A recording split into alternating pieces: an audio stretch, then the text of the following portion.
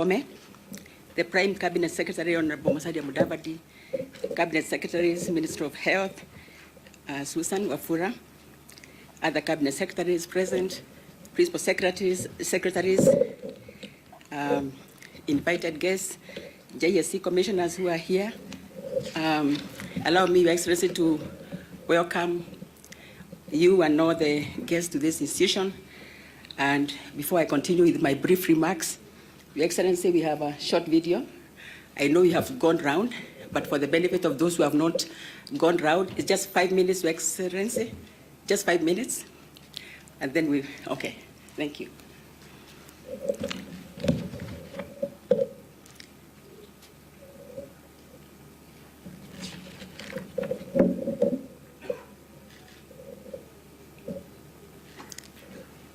The volume.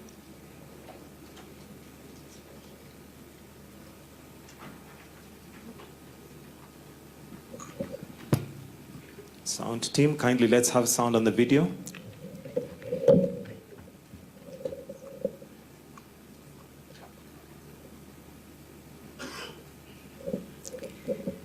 It is easily accessible by public means, private vehicles, and has a...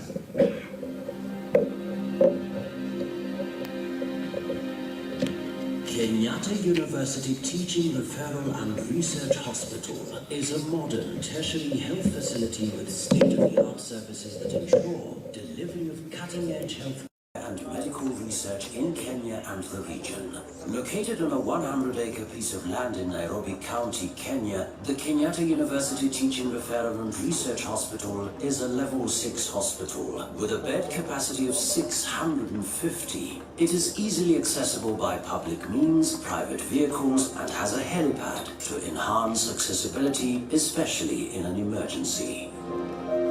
One of the cancer treatment services now available at Kenyatta University Teaching, Referral and Research Hospital is CyberKnife treatment. This is a painless and non-invasive treatment for cancerous and non-cancerous tumors. The CyberKnife delivers precise pulses of high-dose radiation that targets certain tumors and other abnormal tissues while limiting exposure to surrounding healthy tissues. Contrary to what the name suggests, CyberKnife is actually not a knife, but rather an advanced radiotherapy machine that delivers very high doses of radiation with sub-millimeter accuracy. It's really good for us to have this sort of specialized machine here because it's, first of all, it's non-invasive. It means that it is very safe and effective for treating cancers. And of course, we are excited for us to have this kind of treatment here because Kenyans, it means Kenyans now will no longer be going to India or other countries seeking those services. We needed to get an equipment which can provide precision treatment, and that is why we started thinking, okay, we now can diagnose cancer at very early stages, but what do we do about those patients who need treatment? And we needed now to think of then, completing that continuum from diagnostics to treatment. And then we started looking for one machine which can, complement what we have, but very specialized so that people don't have to go out of the country to seek this particular service. Some of the conditions that can be treated using CyberKnife mainly is both cancerous tumors and non-cancerous tumors. This machine is the second one in Africa after Egypt. The hospital's flagship project is oncology. Because of the specialized nature of the treatment, the facility is purely of a referral nature, with patients being referred from other hospitals. So this CyberKnife that is going to be launched on Monday by His Excellency the President is speaking to the thinking that we need and we have as government developed specialized treatment for non-communicable diseases. As you are well aware that on the continuum of care of cancer, WHO has played CyberKnife as the best, actually the topmost, in terms of precision, in terms of dealing with the surgeries, dealing with cancer cases. It's also important for Kenyans to know that those who are registered on NHIF they can access cancer treatment, including this CyberKnife that is being commissioned by Kenyatta University Teaching and Referral Hospital. So long as you have your NHIF card, you should be able to access cancer care. Our vision remains to be a premier national referral hospital renowned for clinical excellence, medical training and research that enhances quality of lives for Kenyans and the regional citizens, with the mission to enhance quality of lives through provision of quality patient-centered and evidence-based healthcare training innovation and state-of-the-art technology.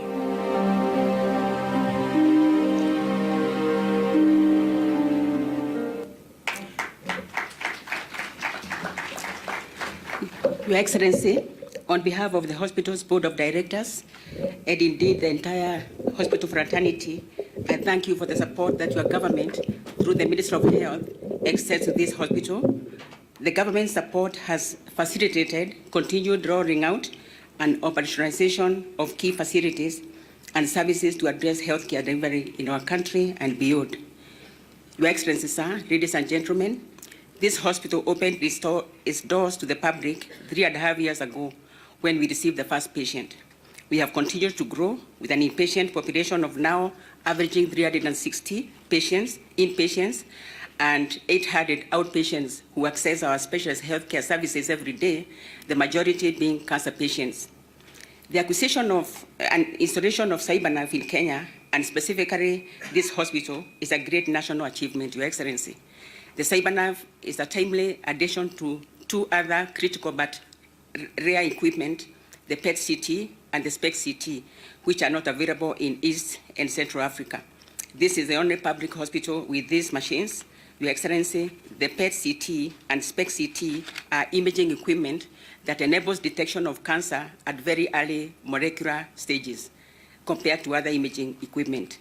The availability of these machines has seen a reduction of Kenyans who go outside the country to seek early cancer diagnosis and increase the number of patients from our neighboring countries seeking for cancer care services here in this hospital.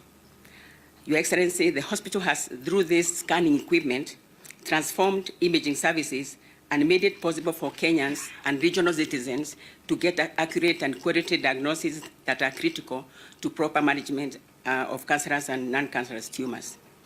Your Excellency, sir, for us to perfect cancer treatment, it is important to determine the genetic makeup of cancer cells so that the treatment can be targeted to the particular type of cancer. This is what is happening in the US and other countries, Your Excellency. For hospitals in Kenya, including this one, for one to determine the genetic makeup of the disease, the samples are taken outside the country for analysis using a machine called next generation sequencing machine. And the results take about 4 weeks to get back. Your Excellency, we are requesting with humility that this machine, which costs about 255 million, be installed in this facility so that we can be analyzing the genetic makeup of cancer cells in a short time and inform and start targeted treatment before the disease spreads further. Your Excellency, from January 2022, when the molecular imaging started, the hospital has scanned over 6,000 patients. The leading cancer from the number of patients we have scanned is breast cancer. The hospital statistics corroborate with the national and global statistics, which indicate that breast cancer has the highest prevalence in Kenya of about 20%, which is higher than the global prevalence of 15%. To address the high prevalence of breast cancer, Your Excellency, this hospital has set up a temporary breast care center with an intention of eventually moving the services to a dedicated comprehensive breast care center. As you showed, sir, when you came, we feel that a one-stop shop for breast cancer patients will support them, give them privacy, create community of support system all under one roof. If this is achieved, Your Excellency, it will be the only breast cancer center in the region, because the only one that we know is in UK. And in time, sir, we will be able to contain the disease, especially if we are able to determine the genetic makeup of the patients, given that in every 5 women and 1 in 10 men, they are likely to develop cancer in their lifetime. The construction and equipping of the comprehensive breast cancer center, Your Excellency, will cost about 1 billion shillings, and we request your government to support the actualization of this vision for dealing with the breast cancer cases in our country. Your Excellency, sir, besides the cancer diagnostic services, the hospital provides surgery, chemotherapy, and radiation therapy as treatment options for cancer. For radiation therapy, the hospital has one LINAC machine, Your Excellency, as we explained to you, and brachytherapy machine, as we showed you. Though the two radiation therapy machines are optimally used, the hospital continues to register long patients waiting times. For instance, sir, patients booked for radiotherapy services are now waiting for up to 3 to 4 months, which is detrimental to the disease management plan. This is despite the hospital management deciding to run 3 shifts, with the third shift running from 9 p.m. at night to 4 a.m. in the morning, to try and reduce these numbers. Your Excellency, these people waiting for radiotherapy are already sick, and as they wait, the disease is continuing to spread. Your Excellency, as we informed you while we were at the radiotherapy area, the hospital has a ready bunker for the second LINAC machine. When the hospital was conceptualized, there was provision for 2 bunkers, and 1 bunker is still without machine. Installing the machine in this available bunker will see us treating another 115 patients per day, thus reducing the waiting period to a few days, as clinically recommended instead of months. We will consequently save lives, Your Excellency. The LINAC machine, which we have requested through our ministry, cost about 300 million, and though expensive, it will help save the waiting period and reduce mortality for these people who are sick and they cannot access treatment. As you have seen, sir, the CyberKnife is ready to start treatment since it is stored and fully functional. After today, Your Excellency, actually, engineers will undertake the final testing, undertake the soft run and the dry run, and in 2 weeks' time, the CyberKnife services will commence with treating the first patient. Your Excellency, the CyberKnife is a valuable addition to the continuum of advanced care to our patients. The equipment will be used for precision treatment, as we have explained to you, sir, ensuring that tumors in various parts of the body are treated very, very accurately. The CyberKnife will increase the range of management options for various conditions and tumors such as brain, liver, pancreas, head, neck, spine, lung, prostate, and others. It will be a variable, painless alternative to conventional surgery for a variety of cancerous and non-cancerous tumors. Given that the molecular imaging services we described earlier available in this public facility, the country has continued to make critical savings from would-be outbound medical tourism. This combination, sir, of molecular imaging, which we are already doing, and the precision treatment just about to start, will lead to better outcomes for our patients. Both services are supported by NHIF. Your Excellency, sir, before I conclude, allow me to bring to your attention that the hospital has attended to many pediatric patients who have been referred from level 4 and 5 hospitals across the country. At the moment, the hospital has only 1 pediatric ward, and many times pediatric patients take up space in the adult wards despite their vulnerability. The scenario is not unique to this hospital, Your Excellency, since research indicates that children take up 25% of beds in our hospitals. Your Excellency, this country does not have a fully dedicated public hospital for children. We made a proposal 8 years ago to the government, Your Excellency, to put up a pediatric referral hospital wing for the children. Our proposal was found favorable, sir, I think 7 years ago, and allocated an initial grant of 500 million. The foundation was done, but we never got further funding, which stalled the project. Our humble request, sir, is that your government supports to enable completion of the stalled children teaching and referral hospital with dedicated pediatric cancer wing. In conclusion, sir, for sustained benefits from CyberKnife services, as you have seen during our tour, this hospital has recruited the requisite specialists who include radiation oncologists, and Your Excellency, this was our concern, radiation therapists, medical physicists. The hospital has also engaged Dr. Shrida, a clinical oncologist from India, who is an expert in CyberKnife services, having operated over 2,000 patients. So in terms of human resource, Your Excellency, we are up to the task.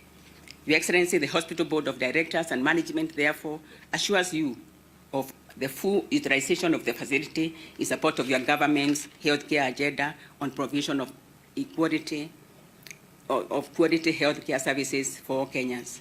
With these few remarks, Your Excellency, allow me to invite one of our key guests today, Honorable Martha Koome, our Chief Justice of Kenya and President of the Supreme Court, to make her remarks. Thank you, sir.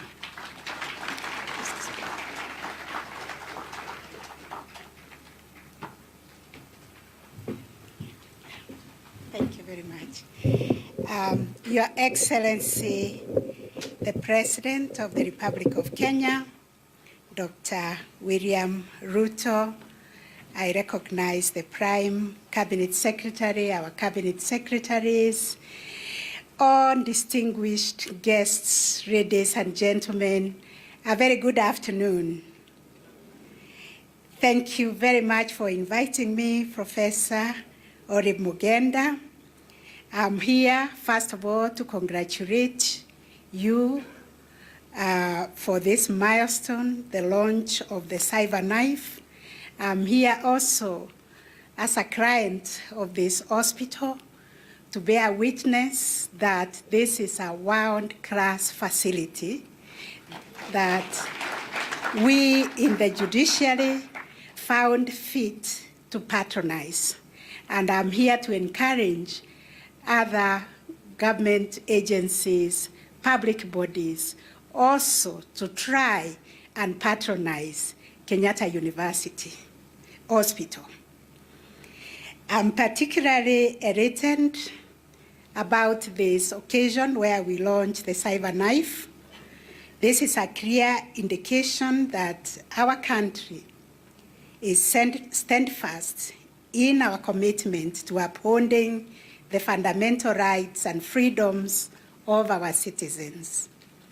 The right to health services is not merely a constitutional provision, but a moral imperative that all of us must strive to achieve, and I dare say access to healthcare, quality healthcare, is also akin to access to justice. The commissioning of the CyberKnife at Kutra this afternoon is a major stride in fulfilling this obligation.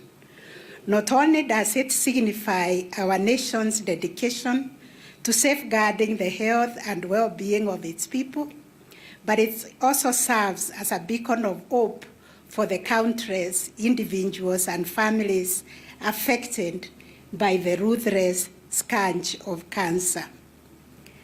By making this medical service available in Kenya, we are effectively breaking the barriers to access to health that have previously hindered many from receiving the care they need and deserve, and therefore affecting the implementation of the fundamental right to accessible and affordable health care for all.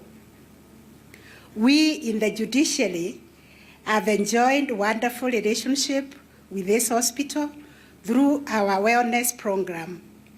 Through this program, members of the judiciary, Your Excellency, have been able to access high standard of medical care at affordable costs. And recently, the Supreme Court had a visit to India, where we visited one of the facilities for wellness, and we could not compare this facility with the one we visited in India. This is truly a world-class facilities. All employees in the judiciary scheme of service are now able to access a wellness package with an overnight stay in a private suite. You have seen the suites, Your Excellency, they look like a house. We have negotiated with our insurance providers and Kutra to facilitate preventive healthcare procedures to detect early onset of cancer and other chronic diseases. This relationship has enhanced productivity in the judiciary and given our employees an opportunity to access high-quality health care without the need to travel outside the country. We engaged with the hospital upon realizing that our judges, judicial officers, and members of our staff had difficulties accessing early diagnostic services for cancer and other chronic conditions. By the time they went to India or other places for further treatment, it was often too late. We are glad that accessing diagnostic services through the CyberKnife will now be part of this package. In conclusion, again, my hearty congratulations to Kenyatta University's Teaching, Referral and Research Hospital, the Board of Management led by the chairperson, Professor Orib Mugenda, the Government of Kenya, and all the stakeholders involved in this momentous achievement. May the CyberKnife serve as a beacon of hope and healing for our nation, and may it pave the way for even greater advancements in our pursuit of a healthier Kenya. Thank you, and God bless you.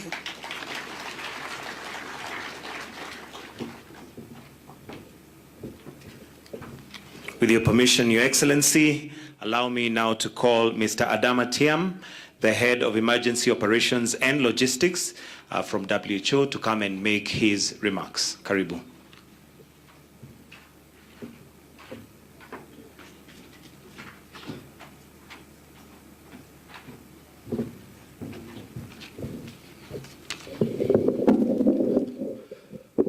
Your Excellency, Mr. President, honorable guests, Professor, CS Health, representative of WHO, it's an honor for me to be here today and to have the opportunity to say thank you to the government of Kenya for their generosity towards WHO and WHO's work for Africa. Your Excellency, under the leadership of the Regional Director of WHO, Dr. Moeti, I was tasked to come to Kenya and enter into negotiation with the government officials with support of my dear brother, the representative of WHO, Dr. Diallo in Kenya. Let me say, I was very impressed with the engagement of the government, which has allocated 30 hectares of land for the establishment of WHO hub for Kenya, but also for Africa. In addition to this, there was also a commitment by the government to actually give $5 million towards the construction, and WHO, under the leadership of Dr. Moeti, will make all efforts to mobilize the necessary resources in order to complete the project in a timely manner. In addition to the land and the financial commitment, another important aspect which has been granted to WHO by the government of Kenya is a blanket customs clearance. This is one of the most critical aspects for us to be able to receive supplies in a timely manner, but also ship them to emergency areas. And for this, Your Excellency, we thank you very much. We thank the government of Kenya. Since we started operations here, before the hub has been even established, we were able to enter into a contractual agreement with the private sector to just test why WHO Afro has chosen Kenya, because of its strategic location. From here, we supported already 25 countries affected by emergencies. Before we came here, it used to take us 45 to 67 days to deliver supplies to emergency areas. Today, that lead time has been reduced to 3 days, which is commendable. This helps save lives because, as I tell my colleagues, logistics support, and I'm sure the CS will know about this, represents 70% of emergency response, because without the supplies and the logistics, you cannot actually assist the needy people. So for this, we thank you very much. We supported Kenya for many diseases here, including cholera, drought, Horn of Africa, and more. Kenya will be the first beneficiary because we are just here. In case of an emergency, our representative will ask for the support in coordination with the Minister of Health and we'll provide that support in a very timely manner. So we'll do the same for the rest of Africa. Mr. President, thank you very much, and we look forward to implementing the hubs in a very, very fast manner. Thank you.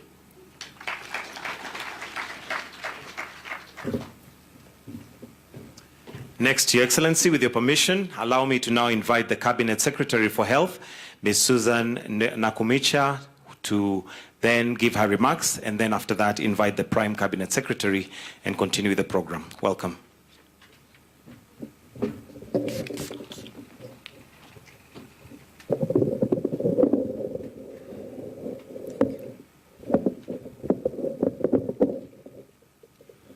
Your Excellency, the President, Honorable William Samoei Ruto, Prime Cabinet Secretary Musalia Mudavadi, my colleague Cabinet Secretaries and Principal Secretaries present, WHO country representative, members of Parliament led by our Health Committee, all other dignitaries present, ladies and gentlemen, good afternoon. Your Excellency, I am indeed very delighted to stand before you today on this momentous day, not just for this institution, but for the Ministry of Health and for the country at large. And thank you very much, sir, for honoring our invite to grace this occasion and commission the CyberKnife. Your Excellency, as you are aware, the disease burden due to NCDs is not just a Kenyan challenge, but a global challenge. And Your Excellency, this institution is our National Center of Excellency for Management of Oncology. And I want to thank Your Excellency that through your guidance, this institution has lived to its expectations. That besides launching the CyberKnife, which is at the end of the continuum of care for oncology, it also has a PET scan that does diagnosis of cancer. And Your Excellency, they have continued to provide expertise to the 10 regional cancer centers that we have within the country. Your Excellency, I'm happy that besides them being able to take care of cancer, they are also providing care and expertise to the other centers through the hub and spoke model. And I am aware, Your Excellency, that this institution has already signed MOUs with our different cancer centers, and they're able to provide that expertise. Your Excellency, having said that, this institution as well is giving us what we asked for in our plan of Kenya Kwanza on matters universal health coverage. That besides providing service, they are also a teaching institution. And Your Excellency, they are teaching specialized nurses, as we have had during the tour. And besides that, they are also providing a collegiate training for medical doctors in surgery, in anesthesia, and in, what is the other one, Professor? Internal medicine. Thank you very much. So Your Excellency, they are living to our expectations. And besides that, Your Excellency, I want to confirm to you that they are aligned with our universal health coverage program. And we are working together with them to ensure that there is access to care through the essential benefits package, Your Excellency, that we have developed with the NHIF, and through your guidance, the critical care fund that you have told us to ensure that it is in place to be able to be accessed by Kenyans who end up with critical conditions such as cancer. Your Excellency, we are on course, and we are happy indeed with your directive of changing how healthcare is managed in this country, that we are shifting healthcare from curative to preventive and promotive healthcare. Your Excellency, I would like to report to you that as a ministry, we are ready now in the next month to be able to launch the community health promoters. And Your Excellency, the 100 community health promoters that we are going to launch are the game changers in management of oncology. Our expectation, Your Excellency, is that these community health promoters will be able to go into households and therefore be able to do screening, early screening, and send the patients to hospitals and to centers of care. Your Excellency, that is a game changer. And globally, that is the direction that everyone is taking in management of oncology besides having this equipment. Your Excellency, now I would like really to invite you. We have seen with you the Wellness Center. It is a state-of-the-art wellness center. And on behalf of this institution, and with the testimony that we have received from our Madam Martha Koome, Your Excellency, I would like to invite you to partake and also to invite my colleagues and the senior colleagues in government that not to view this institution as the public institution of those days. It has reformed. These are state of the art, and I invite my colleagues that we come and take care of our wellness, because the answer lies in early detection of these NCDs. I know many of us could be struggling with diabetes. A number of us could be struggling with hypertension. And indeed, when we visit a wellness center, then we are able to take care of these issues. Your Excellency, I'm pleased and very happy that today you made it to be with us. I know many have been asking of what we are doing at the Ministry of Health, and I'm quite sure that you're also going to highlight and agree with them that you have been giving us the push to ensure that we are able to unpack your universal health coverage. Thank you so much, Your Excellency. And with those few remarks, allow me to invite the Prime Cabinet Secretary to make his remarks. Asante sana.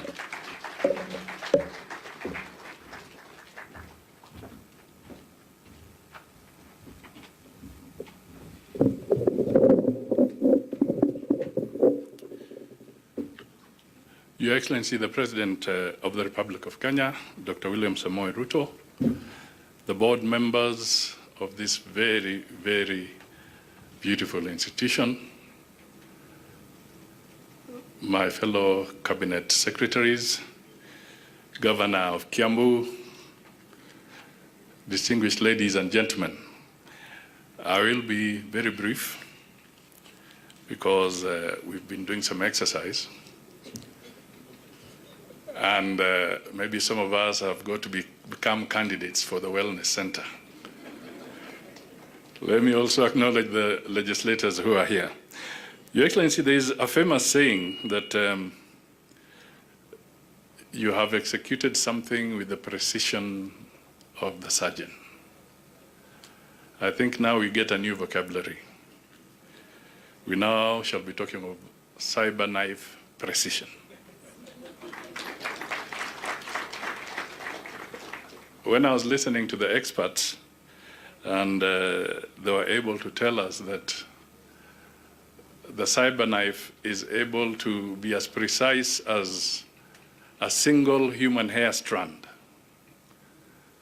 That is, the laser can become as small as the human hair strand, one. Then that tells you that indeed technology can take us very far. Your Excellency, the second point is that this is also a milestone, and it shows us that Kenyans can achieve a lot if we are focused. If we can have that CyberKnife precision, we can go places. Some of the diseases they talk about here are diseases that bankrupt families.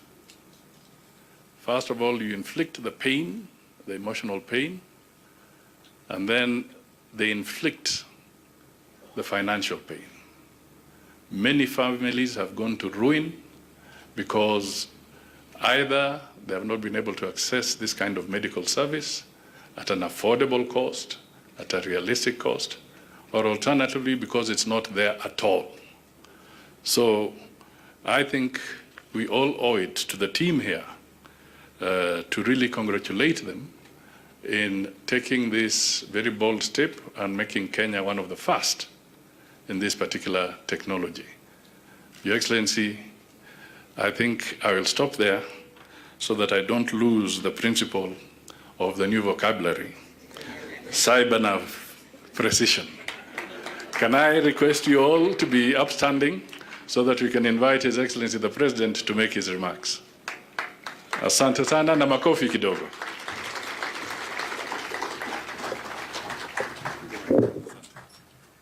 Asante sana, Prime Cabinet Secretary. We may take our seats. Thank you.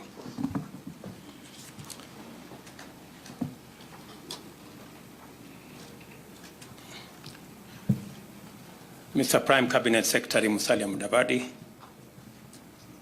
our Chief Justice and President of the Supreme Court, Madam Martha Koome, the Chairperson of this great institution, Professor Mugenda, CSS President, Permanent Secretaries,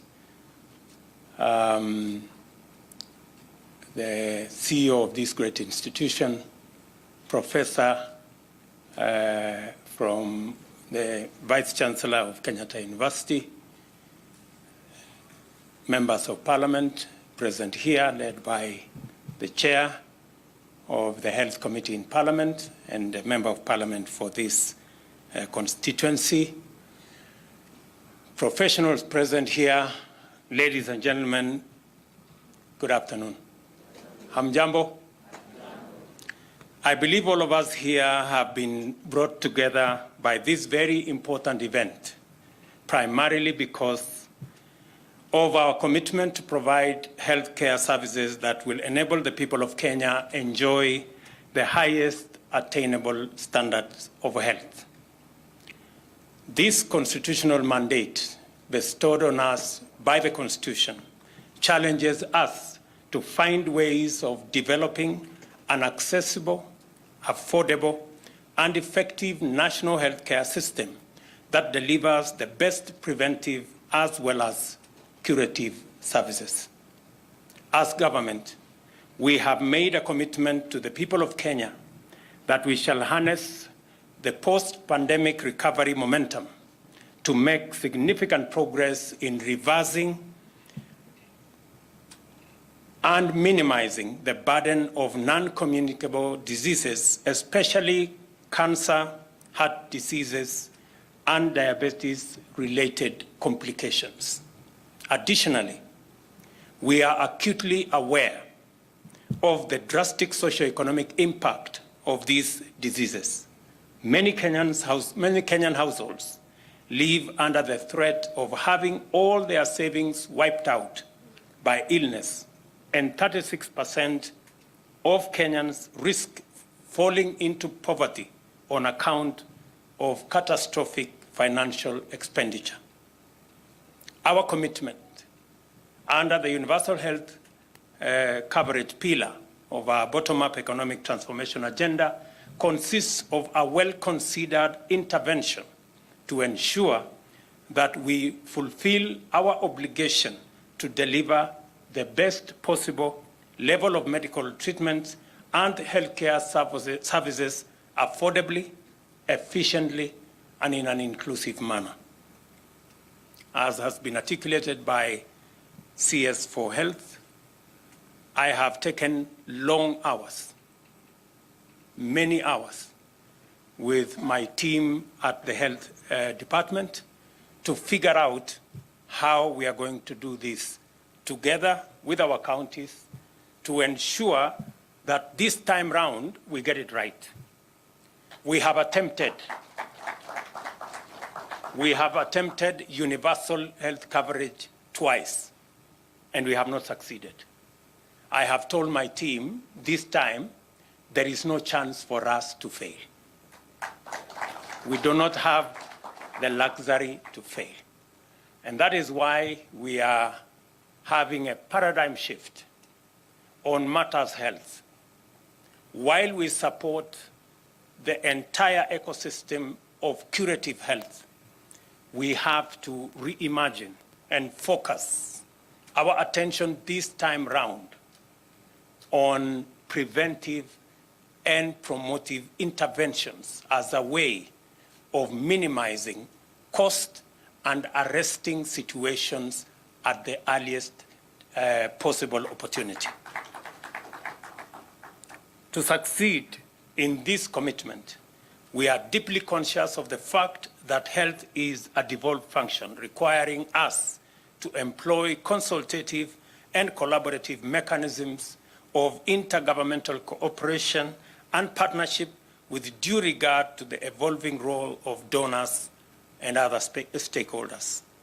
Access and quality are the most salient concerns in considering the ways and means of delivering healthcare to Kenyans. For this reason, it is extremely important for us to sustain the momentum in which we have expanded the infrastructure to house various categories of health facilities and equip them with the equipment and technologies required. It is also important to accompany this development program with interventions to radically bring down the cost of treatment to a level where it is no longer a barrier to access for the majority of Kenyans.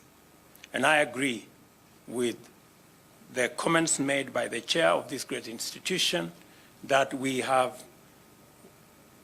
waiting lists running into months for access to chemotherapy, for access to linear machines in our various institutions.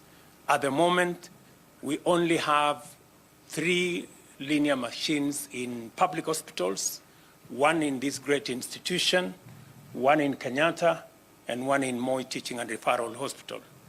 I want to say that going into the future, I have also received requests for a linear machine in Nakuru, Mombasa, and Garissa. And now I have also gotten a request that you have an extra bunker in this facility. I want to commit to you, as I do to the other 3 hospitals in Nakuru, Mombasa, and Garissa, that these LINAC machines will be delivered in the next 120 days. The Ministry of Health is properly guided on the mechanism for the delivery of these machines, and I agree that we should reduce the time Kenyans have to wait for treatment from months to days. Hopefully, with the delivery of these 3 machines, Kenyans will have to wait for hours. Hopefully. I am really hoping that that is the direction we want us to go. Any additional equipment that will be required, we are going to have a conversation. We have already agreed with the ministry on how we are going to deliver on the critical equipment that are required for the proper functioning of our health facilities across the country in a manner that is cost-effective, in a manner that does not put costs ahead of service, in a manner that we have clarity. The cardinal plank of the government's commitment, therefore, include the reform of the National Hospital Insurance Fund to become a social health insurance scheme that can support universal health coverage and expand its operational capacity. And again, let me say that we have taken time. We have interrogated the new National Health Insurance Scheme legislation. We have gone through the regulations that were taken to court by some of our partners, and we have agreed, in fact, with some of the proposals of our partners, that there is no need for matching of our contributions on health, and therefore we will be presenting, we have 2 final meetings with my team, and then we will be presenting the regulations and the new amendments to the law to Parliament, hopefully by 15th, I think, Susan, by 15th of this May, so that again you can interrogate the regulations and give us the legal and operational framework for us to deliver universal health coverage. This time, I have said, failure is not an option.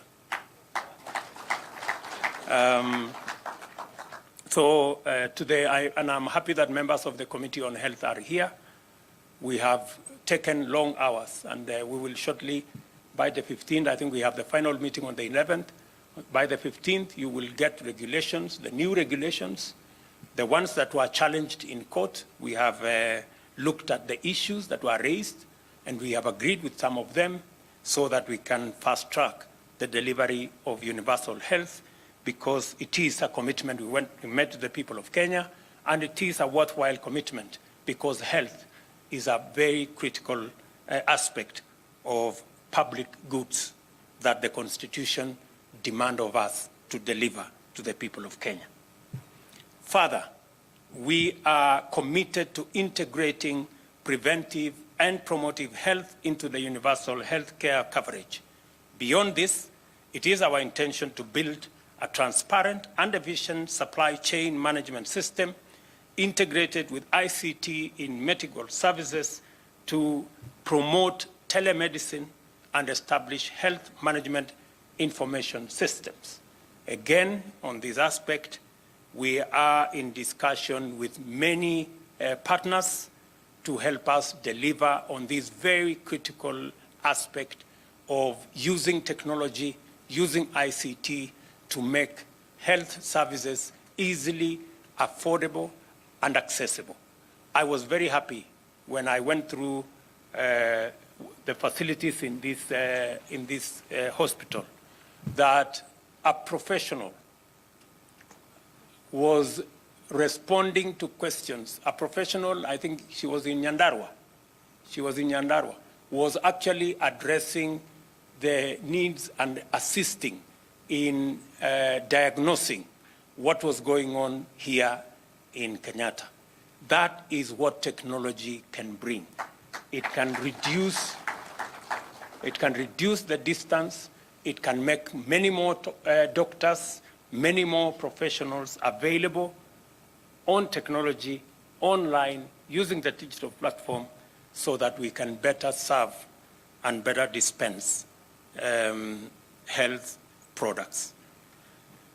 Let me also say this event is therefore a true milestone in our national healthcare journey because we are here to launch a center which represents the convergence of high standards of treatment, state-of-the-art technology, affordability, and effectiveness in cancer treatment.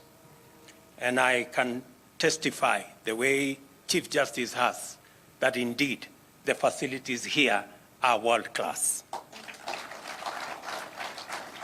At this center, which is equipped with a broad variety of sophisticated diagnostic imaging technologies, Kenyatta University Teaching, Research, and Referral Hospital will deploy an advanced robotic radiation treatment machine known as the CyberKnife, which introduces revolutionary capabilities and enhanced efficacy in cancer treatment by locating, tracking, and accessing tumors that are ordinarily difficult to reach with precision.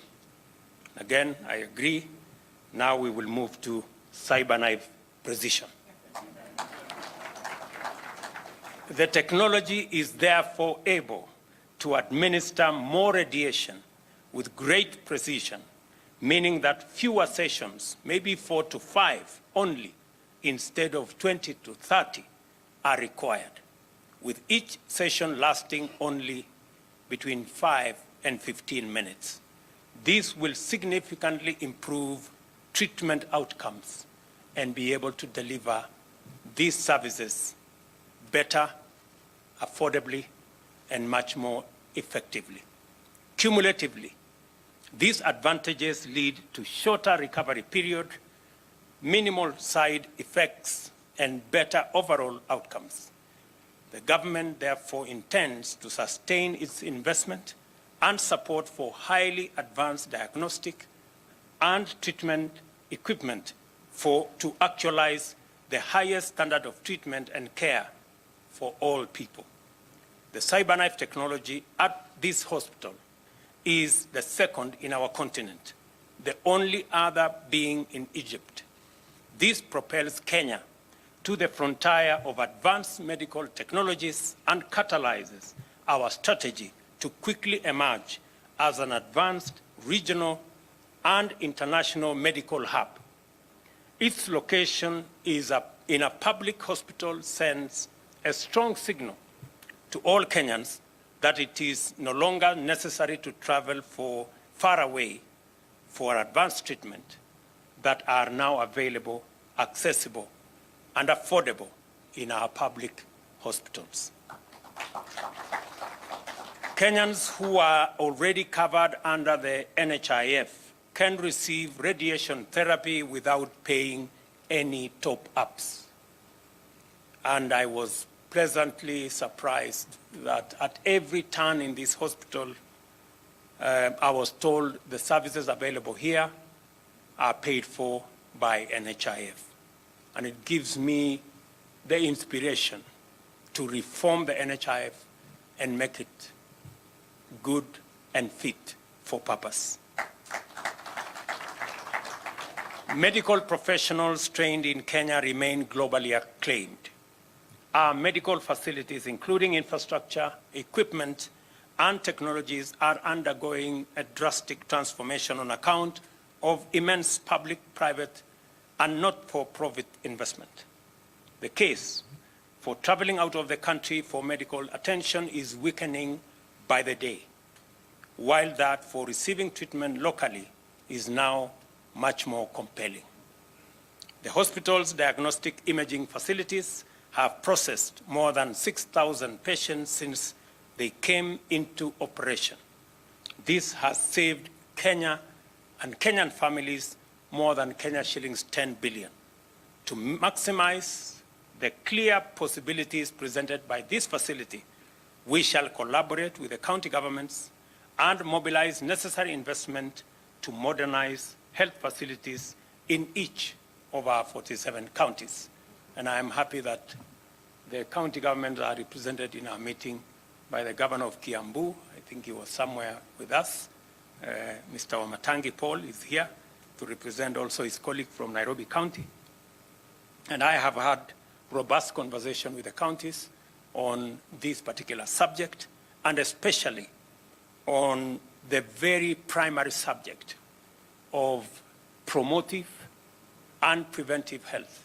We have agreed with the counties, for example, that beginning next month, we're going to roll out our community health promoters initiative, where for the first time, we are going to equip them appropriately. And the government of Kenya, through the Ministry of Health, is working on the equipment to equip 100,000 community health promoters.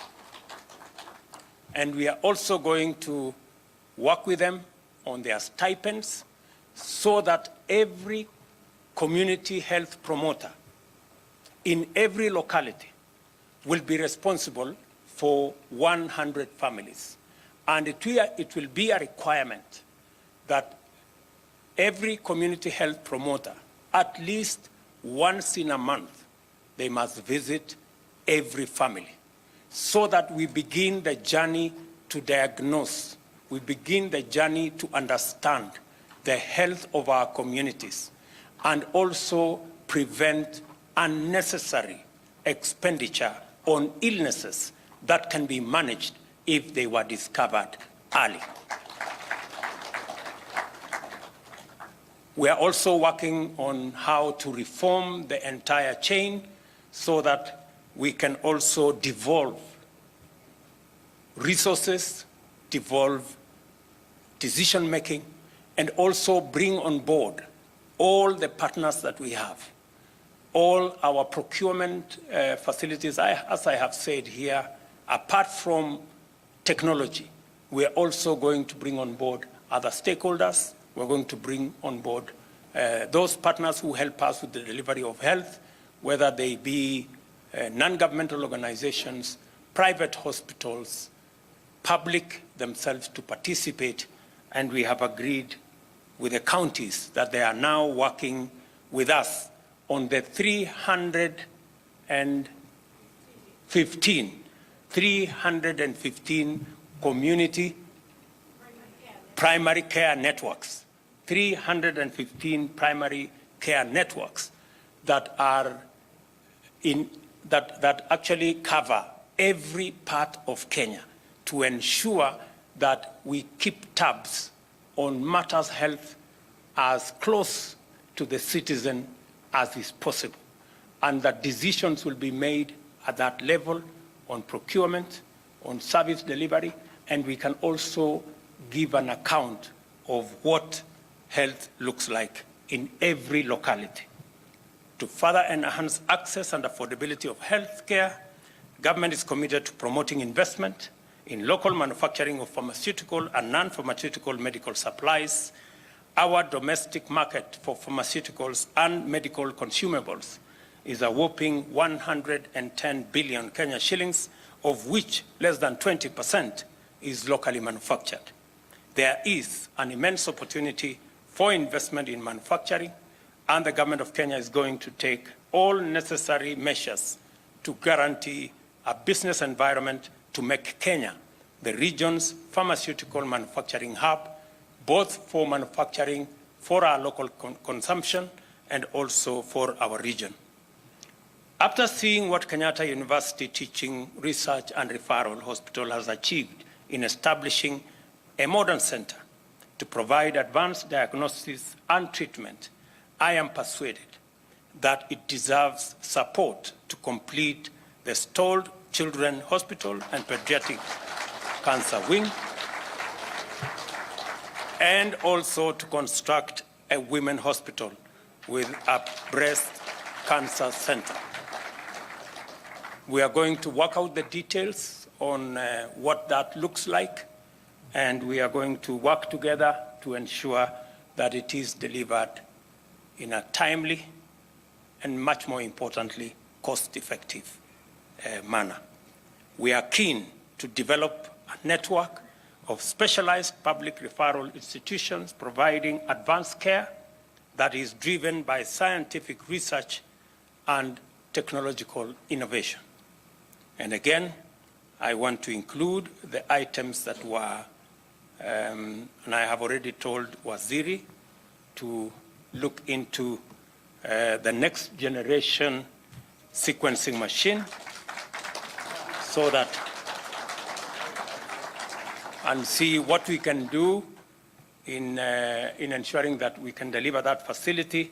Hopefully, we can be able to assess and we can be able to do what that machine is doing elsewhere, but back here in Kenya. So we will work with you. We will work with all the other stakeholders that support this hospital. And I want to thank our good friends from the World Health Organization for their partnership in the delivery of this facility and in what they are doing with us. Again, to commend you for the MOU that was signed this morning between WHO and our Ministry of our Ministry of Health, so that Kenya can be positioned, or we can position ourselves as a country, as a hub. I have already instructed Moses Kuria to provide the 50 acres for you in Mombasa, and he is already working on the details, and I have his commitment that that will be ready in a month's time, and therefore the ball will squarely be in your court thereafter. To strengthen our partnerships with key global institutions for the benefit of the people of Kenya, I am delighted by the decision to make available 30 acres, as has been mentioned, of unutilized land to the World Health Organization for the development of a regional health emergency hub and training center for Africa. I note that this provision leaves adequate land available for the future expansion of the university and this hospital. The MOU signed today provides a framework under which Kenya and WHO will collaborate in health, training, and rescue efforts during disaster and other emergencies. Other benefits expected to accrue from this collaboration will include employment opportunities as well as capacity building and technology transfer. I know Mr. Kamande, the Member of Parliament for this area, will be asking me many questions later. I want to promise you, Mr. Kamande, and the people of your constituency, that the Kamai issue will equally be sorted out. And when I say the Kamai issue, it will only be the Kamai issue. I know that there are other pretenders who want to say they are squatters. We are only going to sort out the squatters in Kamai. The other people who drive big SUVs and want to pretend to be squatters, they will have no chance. Because I think I congratulate Kenyatta University Teaching, Referral, and Research Hospital for this historic milestone, which is also a wonderful medical and technological investment. It is a bold statement of intent which emphasizes Kenya's resolve to become a regionally and internationally competitive healthcare investment destination, medical services, and pharmaceutical hub. Let me also say to all the staff and management of this great institution, my congratulations for the wonderful job you're doing. I was able to witness firsthand the incredible job you're doing in serving the people of Kenya and humanity. And I commend you that our very best wishes as you do this for our country, for our people, and for humanity. I now, ladies and gentlemen, take this opportunity again to congratulate all of you, especially the people who have made this a reality. I remember having a conversation when I was Minister for Higher Education once upon a time. I was having a conversation with Professor Mugenda when she was Vice Chancellor of Kenyatta University about this institution. I am very proud today that I have come to be part of the success of this great facility. Ladies and gentlemen, I now declare the Kenyatta University Teaching, Research and Referral and Hospitals CyberKnife Center officially commissioned, and my very best wishes as you make use of this modern facility. Asanteni sana. Thank you very much, and may the good Lord bless you. Tumpongeze Rais tena kwa makofi kwa hotuba yake iliyo bora. Asante sana Mheshimiwa Rais. And just 2 items, Your Excellency, with your permission. The management and this institution had prepared a special gift for you. So I'd like to call upon the chair and the CEO to come and present the gift to His Excellency as we now get to the tail end of this particular session. So I'll request that you come then. Let me also request the board members to kindly just come to the side. We'll take one